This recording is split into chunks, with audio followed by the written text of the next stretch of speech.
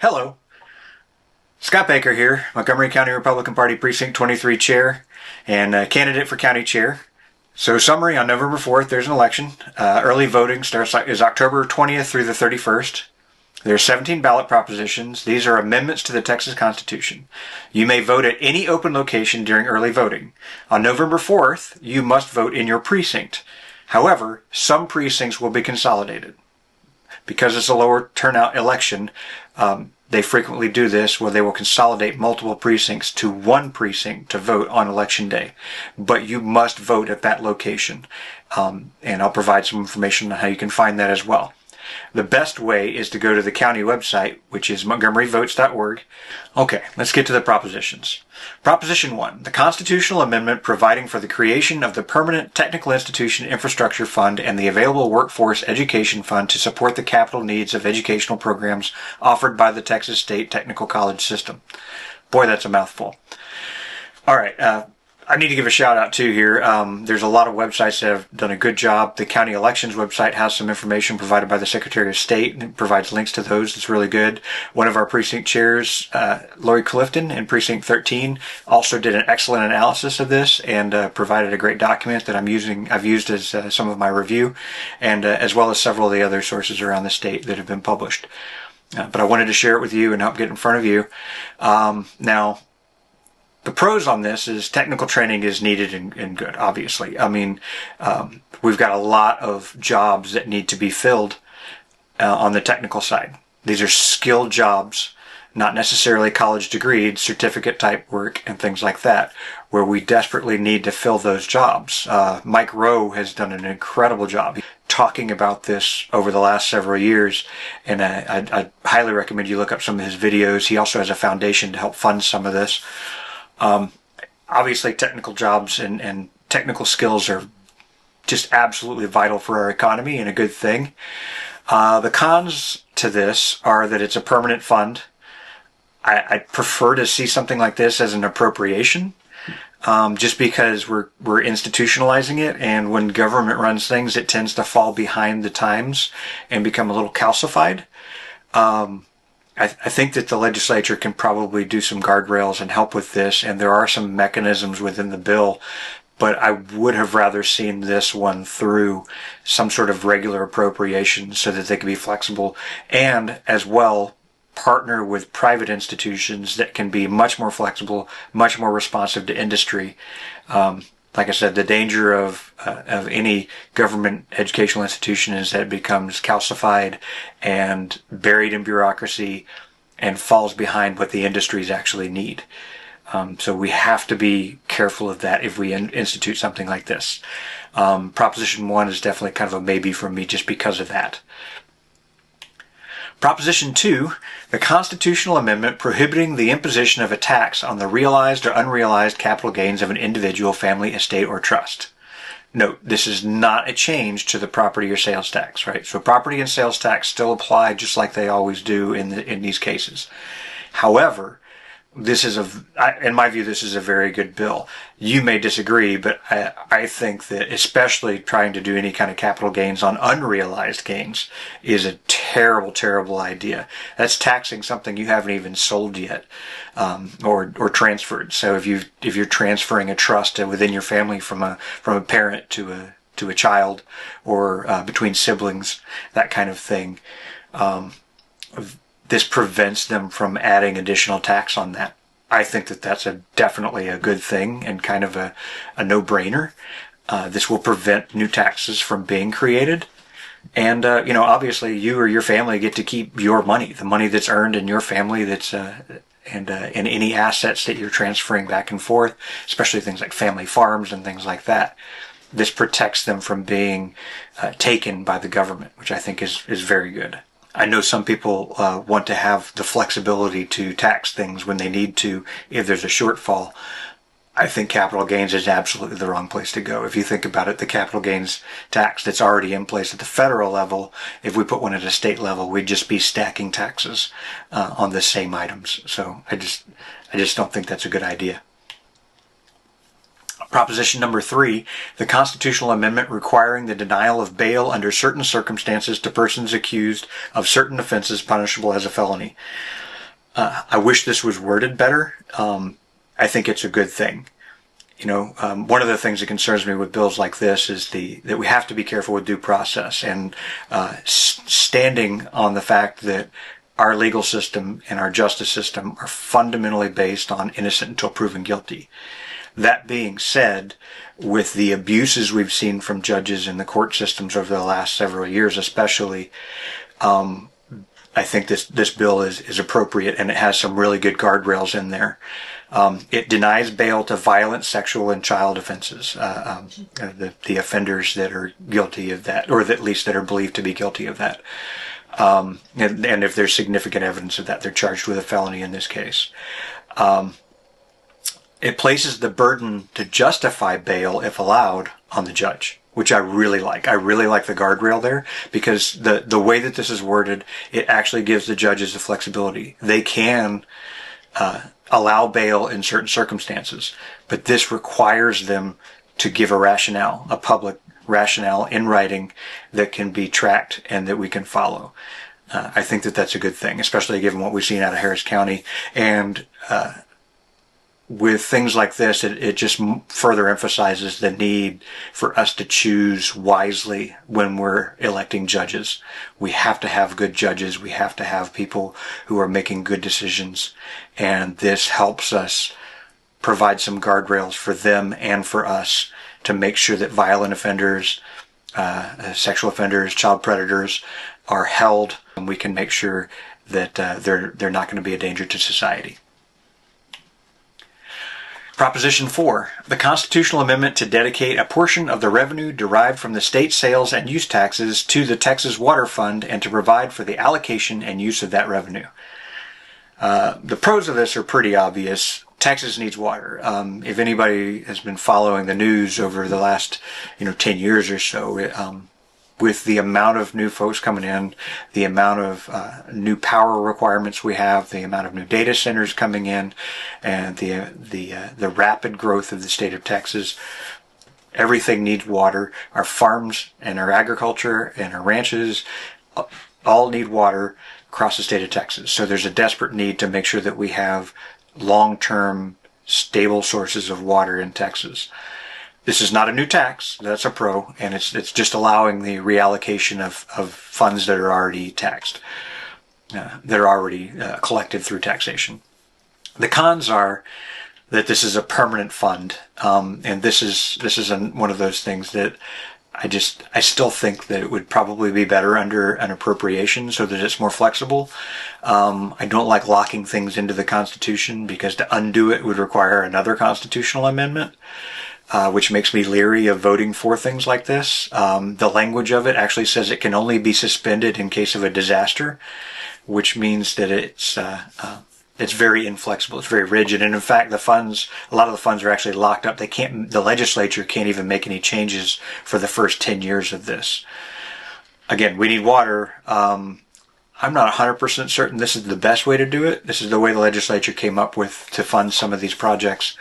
Like I said, I would have rather they'd done it through an allocation, an appropriations process that's not hard-coded into the Texas Constitution.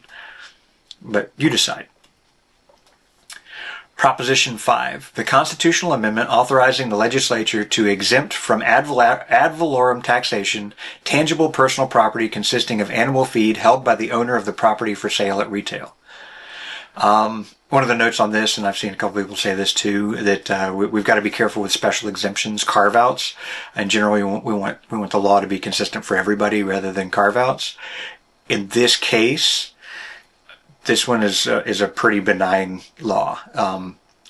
The pro is that it's less taxes, and especially the primary beneficiary of this is small farms and businesses, small businesses that have feed that they're holding for sale, right? I don't know that there's actually any really real cons for this one, other than that it is a special exemption in this case. But I think it's a justifiable one here. You may disagree. Proposition 6, the constitutional amendment prohibiting the legislature from enacting a law imposing an occupation tax on certain entities that enter into transactions conveying securities or imposing a tax on certain security transactions. Again, this is preventing a tax on gross receipts, which is calculated before your net, right? So this is a good thing at the end of the day, I think, in general. Lower taxes are always good. They especially help businesses. We have a Texas stock exchange now that is going to be impacted by this with securities, I believe. And one of the things about this is that it prevents an occupation tax, and occupation taxes are especially burdensome. They're basically it's a tax to be allowed to do business, essentially, is what it comes down to. And I think that that's a terrible way to do it. There's only a couple of states in the United States that do this and have occupation taxes, and they're very bad places to do business because of that. There's not really a con on this. There's not expected to be a significant financial burden because we're not making a new tax.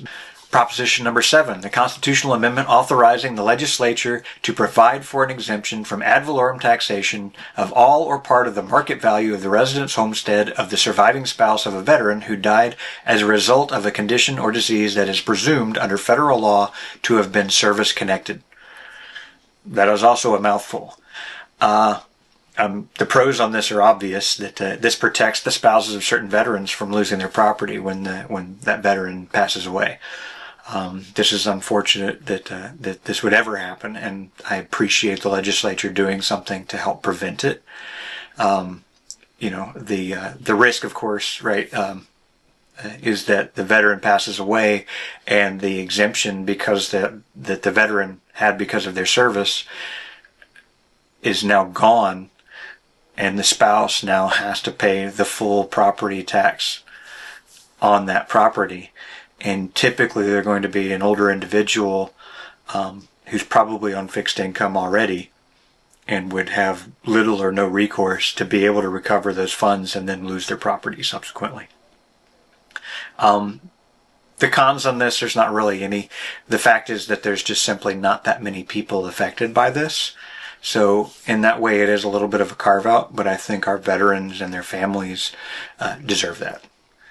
And full disclosure, I'm a veteran too, so but I think this is a good protection for our older veterans and disabled veterans, especially those who have been disabled in time of war, and to protect their families. Proposition number 8. The constitutional amendment to prohibit the legislature from imposing death taxes applicable to a decedent's property or the transfer of an estate, inheritance, legacy, succession, or gift. To me, this is also a no-brainer. This is a good thing. You may disagree, but I think death taxes are some of the most unfair taxes that we've ever had in the country, and I think that they should all be eliminated.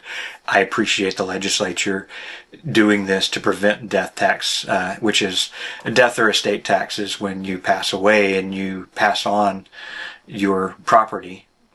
In many cases, this is family farms and things like that, to your children. And then your children are suddenly on the hook for a large tax because of what the government has traditionally called a windfall. Well, it's not a windfall to lose your parents, and in fact, to keep that property in your family can be quite difficult when it's a large estate, especially farms. We've seen this happen with numerous farms around the country over the years. Family farms that they were forced to sell all or part of in order to pay the death tax or the penalty for simply passing on something to your family. And I think that's a terrible thing. I think that that's unconscionable to do to a family, to take the property and the legacy that they're passing on from generation to generation. We don't have a death tax in the state of Texas, thankfully. The U.S. Congress has limited the one that's in place, but there is still one at the federal level. And my hope is that they'll completely eliminate that at some point. They really should, in my opinion. You may disagree, and so you should vote accordingly. Proposition 9, the constitutional amendment to authorize the legislature to exempt from ad valorem taxation a portion of the market value of tangible personal property a person owns that is held or used for the production of income.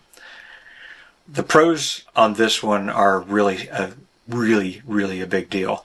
This primarily helps small businesses, especially sole proprietors who might buy a rather expensive vehicle, say $150,000, $250,000 vehicle like a backhoe or a large diesel truck, things like that, or some large machinery for their company that may be worth a significant amount of money, and the government comes along and says, well, you own this large piece of property and now we deserve a cut of it too. This exempts between $125,000 and $250,000 in value of that. Currently, the exemption is $2,500, which is unbelievably low. So this really is a big step to help small businesses thrive. They can write off and get exempt from any kind of property tax on that kind of large investment. This helps us also create small businesses, because people that with this kind of exemption, they can now better afford to purchase a vehicle or a piece of equipment for their business and know that they're not going to be taxed heavily on it, and they can then be productive with that. And frankly, they're going to be more valuable to our economy as a productive business than they would otherwise. And I think that this is 100% a win-win for the taxpayers and for small businesses in general. There's no real con on this. There might be a slight dip in some of the ad valorem taxation from some areas, but it's not going to be significant.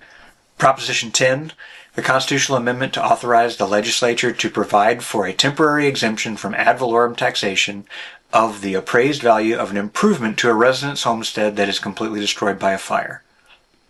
This one seems pretty obvious too. I'm actually surprised they had to add this and that it didn't already exist, but this is a temporary exemption from property taxes if your house is destroyed by fire. So this prevents a county or municipality from imposing taxes on a property that's been a complete loss.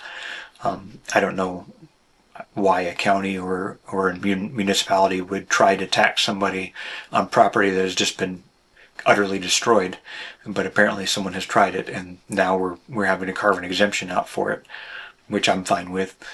I don't know that there's any cons to this. I mean, that property is going to have to be rebuilt. There's a huge expense and a huge burden on a family or individual who's lost their property by fire, and it's very difficult to recover from that in general. But I can't imagine having to face trying to recover from that kind of horrific disaster and having a county or municipality come and say, oh, by the way, you still owe us taxes on your property. And it is just temporary. So once the property is rebuilt, the property taxes come back into play. Proposition 11. The constitutional amendment authorizing the legislature to increase the amount of exemption from ad valorem taxation by a school district of the market value of the residence homestead of a person who is elderly or disabled. This one is probably going to be contentious for some ISDs, some school districts that are largely funded by taxes. At the end of the day, this is a bit of a carve out, but it is designed to especially help the elderly or disabled from getting taxed out of their homes. Primarily going to affect lower income folks. The cons is the estimated may have a sizable impact on tax revenue for some areas. But at the end of the day, I don't want to see people taxed out of their homes. I would hope that someday we can eliminate property taxes. I think we're a long way off from being able to do that yet, because we do have a need for revenue in the state and for the school districts and for various places around the state. Until we find a way to solve that puzzle and get rid of that without a huge new tax on everybody, especially not an income tax. We don't want that. I think that this is a good compromise, and that at the end of the day, this is a good thing. Proposition 12. The constitutional amendment regarding the membership of the State Commission on Judicial Conduct, the membership of the tribunal to review the Commission's recommendations, and the authority of the Commission, the tribunal, and the Texas Supreme Court to more effectively sanction judges and justices for judicial misconduct. The pros on this one, this changes to a mix of judges and citizens. The citizens would be appointed by the governor. They'd be appointed to a conduct commission, This improves the oversight and transparency to hold our judges accountable for misconduct. This is a move to put it more in the hands of citizens, to be more transparent with it.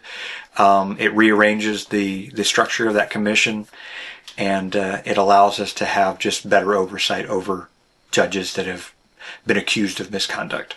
Proposition 13, the constitutional amendment to increase the amount of the exemption of residence homesteads from ad valorem taxation by school district from $100,000 to $140,000. This is an effort by the legislature to again move towards eliminating the property tax. It does not completely eliminate the property tax, and again, we're a long way off, but this should relieve the property tax burden, especially for lower income families. Now, one of the cons on this, and one of the challenges with these exemptions on property tax, is that there is, at the end of the day, still a property tax. And what we've seen is many appraisal boards go through and raise the appraisals or the valuations of property in response to this to try and recoup more revenue, which basically they're fighting against the legislature. The legislature is trying to bring down property taxes, and the appraisal boards are trying to raise them.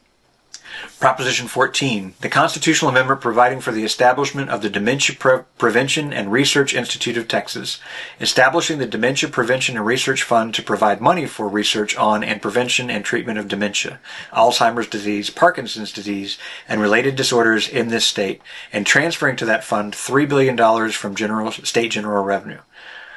I mean, this one sounds great. It really does. It's hard to argue against wanting to cure or treat dementia, Alzheimer's, Parkinson's, and disorders like that. And I don't have an argument against wanting to treat that at all. I think it's a wonderful thing to treat that.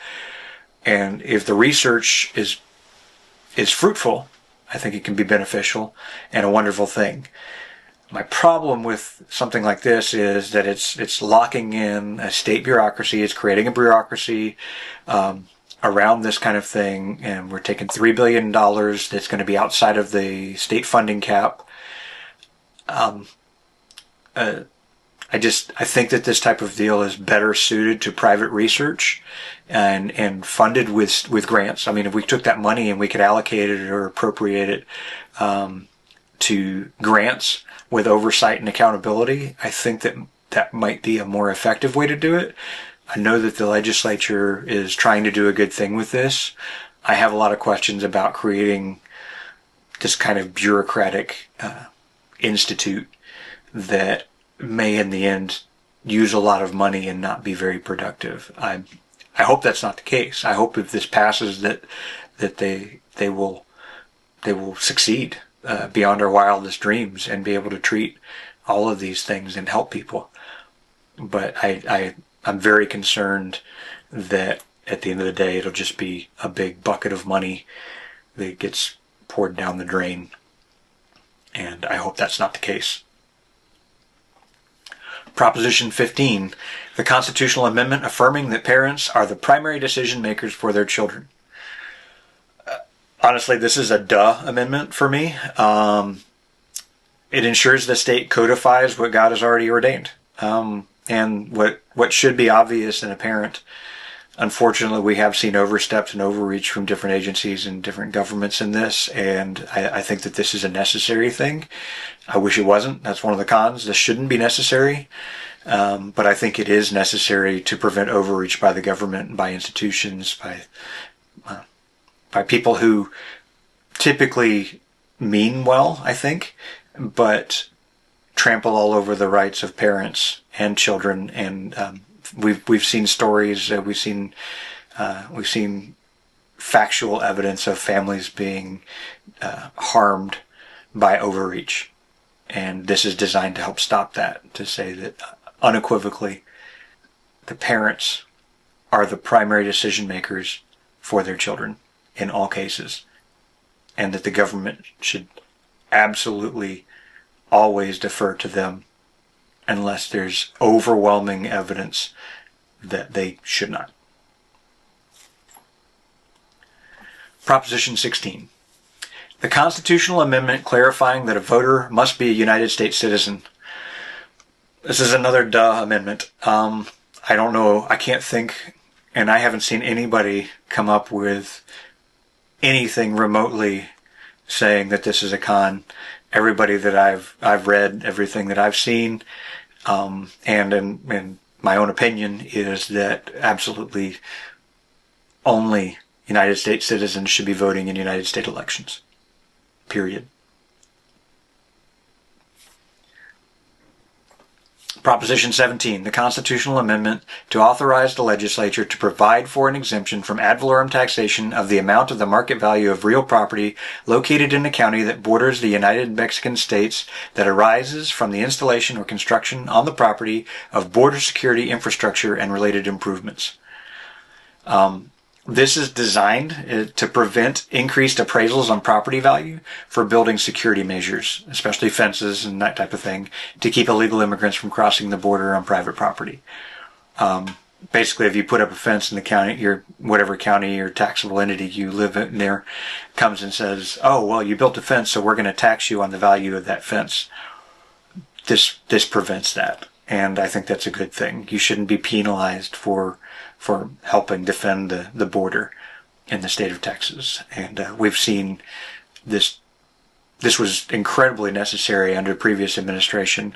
Under the current administration, it's not as necessary, obviously. I don't know that there's any cons on this at all. The value of having additional security measures in place to prevent illegal crossing far outweighs any possible tax revenue that a county or entity might gather from this.